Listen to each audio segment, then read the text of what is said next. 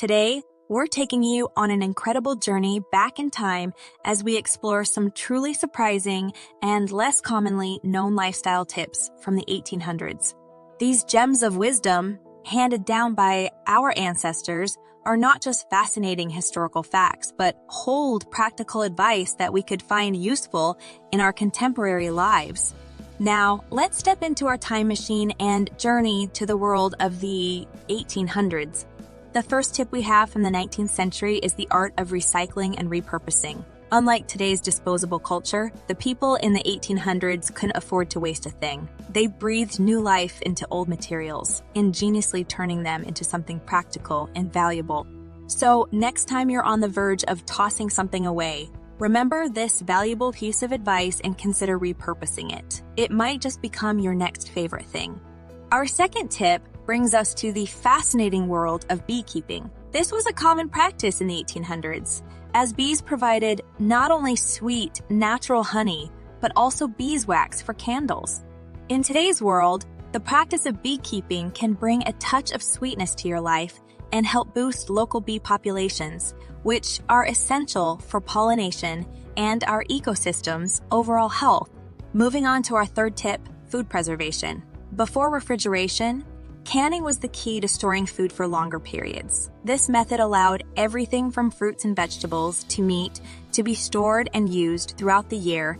Even today, the art of canning is a skill we could all benefit from, adding variety to our diets and reducing food waste. Our fourth tip is a testament to self-reliance: spinning and weaving. In the 1800s, it wasn't just a hobby, but a vital skill, turning raw cotton or wool into usable cloth for clothes, blankets, and more. While we may not need to spin our own cloth in the modern day, learning to mend and tailor our clothes could extend their life, save us money, and reduce our environmental footprint.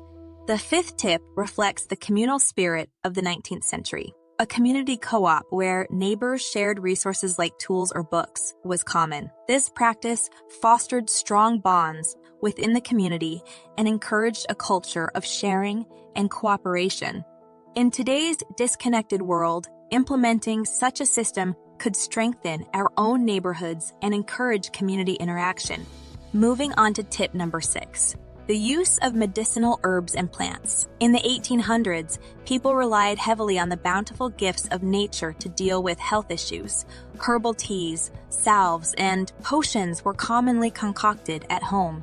In the modern day, as we try to reduce our reliance on chemical-based medications, this practice of using nature as a primary pharmacy holds a lot of potential.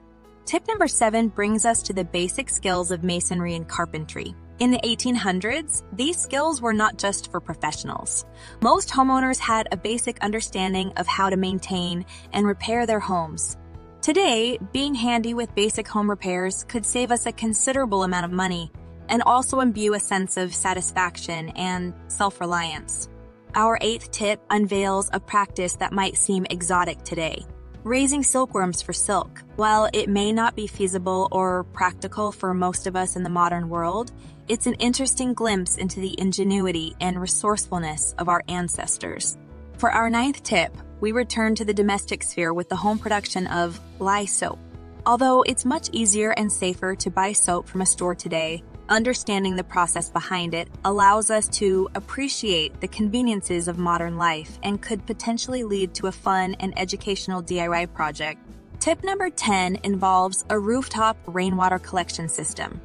We'll get to that in a second. I have a favor to ask of you. If you like this video so far, please subscribe to the channel. Rooftop rainwater collection systems were commonly used to gather water for various uses around the house.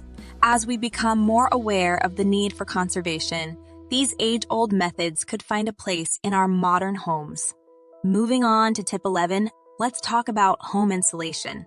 In the 1800s, people used natural materials like straw, feathers, or recycled fabric. These not only provided insulation, but also reduced waste. If you're a de-enthusiast, these materials could provide a unique and eco-friendly solution for small insulation projects. Our 12th tip involves the art of whittling and woodworking. These skills were commonplace in the 1800s, allowing people to craft everything from kitchen utensils to toys. For those looking for a new hobby, this might just be the one. For tip 13, we turn to the kitchen. The purchase and storage of whole grains were crucial in the 1800s as processed foods weren't readily available. This practice not only ensured a steady supply of food, but also provided healthier, more nutritious meals. In today's world, where processed food is prevalent, turning back to whole grains could provide significant health benefits. The 14th tip is about cleaning. In the 1800s, ash and vinegar were common cleaning agents. These natural materials could be used as a safer, eco-friendly alternative to modern chemical cleaners.